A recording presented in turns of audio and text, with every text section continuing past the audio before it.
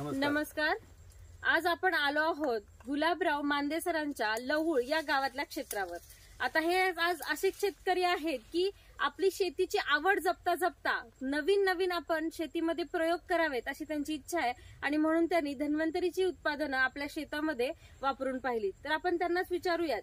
Result तर आपल्याला आज दिसतोय समोर की आज त्यांचा ऊस जो आहे जवळपास 27-28 कांड्यांवर ऊस गेलेला आहे. हा खोडव्याचं पीक असून सुद्धा आज आणि पावसाचं आणि पाण्याचं प्रमाण या क्षेत्रामध्ये भरपूर कमी आहे, तरी सुद्धा पानांवर काळोखी चांगली मेंटेन आहे. ऊसाला आज 27-28 कांड्या आलेल्या आहेत. तर आपण सरांना विचारूयात की धन्वंतरीची उत्पादनं वापरल्यानंतर त्यांना याच्यामध्ये काय फरक जाणवला. एक माझा अंदाज आहे बघा, आता जर बाकीचं आपण खतं वापरली त्यापेक्षा एक 20 ते 25 टन उत्पादन ज्यादा निघणार या धन्वंतरीमुळे. एवढा फरक पडतो. गेल्या वर्षी मला एक 40चा उतार मिळाला ह्या ऊसाला सुरू असून.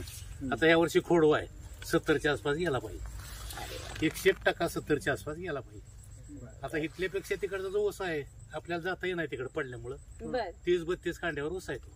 अरे वा.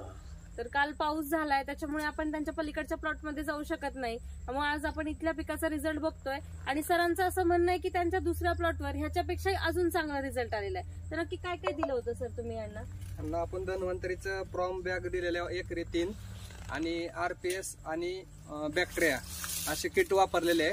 तर हे सध्या खोडवा ऊस असून एक 7 ते 8 महिन्याचा ऊस आहे आणि 28 कांद्याच्या पुढं ह्याच्या म्हणजे ऊसाची उंची वाढलेली आहे चांगली. पेरा सुद्धा एकदम मोठं झालेलं आहे ना दरवर्षीपेक्षा.